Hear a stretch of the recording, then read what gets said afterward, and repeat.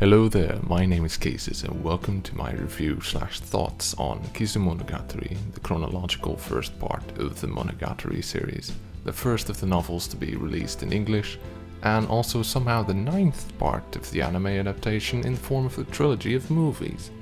I'll get to those in a bit.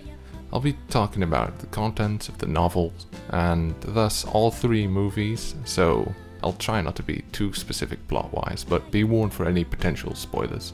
Everything I say in this review is my opinion, and you're free to have your own. The story is centered around a young man named Koyomi Araragi.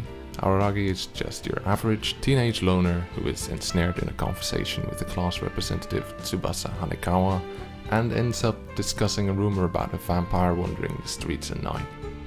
Later that night, Araragi just so happens to stumble upon a dismembered woman with golden hair and no shadow, who is somehow still alive. One thing leads to another, and now he's a vampire and he has to fight 3 vampire hunters to get the limbs back to restore the power of the now 8-year-old looking vampire Kishot Asurula Orion Hot on the Blade. The book contained enough interesting twists and turns, jokes and gags, action and violence, character and heart to keep me flipping the page like an absolute madman due to the writer being none other than the only Nissho Ishin. The writing style is 100% pure Nissho Ishin, and as such not everyone will appreciate it.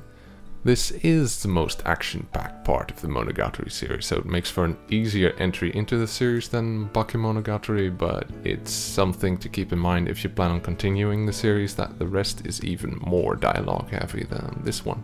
Another thing to keep in mind is that the Monogatari series isn't as much a light novel series as just a regular novel series, as this volume only contained 1 illustration at the start. If you want visuals, then the anime has plenty of it. And how? The Monogatari series is one of my absolute favorite anime thanks to the combination of brilliant writing and stunning visuals, but the Kizumonogatari movies are a little different. I read the novel first since it was released in English before the movies were subtitled, and this of course influenced how I experienced it. The animation is inarguably amazing. Shaft most certainly outdid themselves in that department, and the voice acting and music were similarly superb. But one thing I didn't agree with was the direction. This is of course partially due to me already having experienced the story and formed my own opinion on how it should have been adapted. But for the most part this is due to some big and unnecessary changes that some of the most important scenes have gone through. These changes are what you could call a trademark of the studio that is Shaft, and with the Monogatari anime this is part of what makes it so much fun to watch. But even then, some of the things that were added or changed make absolutely no sense. Such as the weird theme of babies?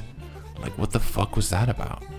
Instead of Kishot's cries, we hear a baby's cries? When Araragi, instead of instantly regrowing a lost arm, suddenly grows a tiny baby arm? And weirdest of all, when he briefly, but not brief enough, has a baby's head? It just weirded me out. Other than whatever they were trying to do with that, 2 very important scenes were changed beyond recognition. The meeting of Kishot and Araragi took place in a different location and went completely different, making her something he could have easily avoided instead of someone he accidentally stumbled across.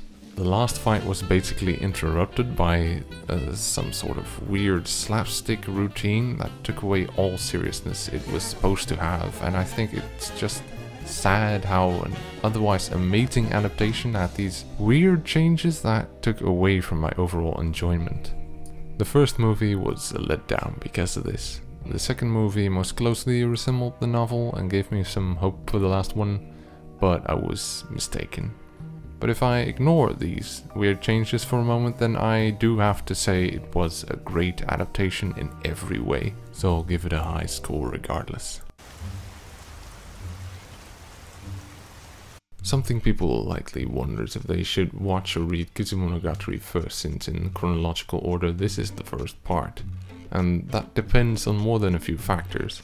Is the first part chronologically, but the novel was released as the second part of the series after Bakemonogatari, so if you want to watch or read it in the novel order, then you should obviously start with Bakemonogatari.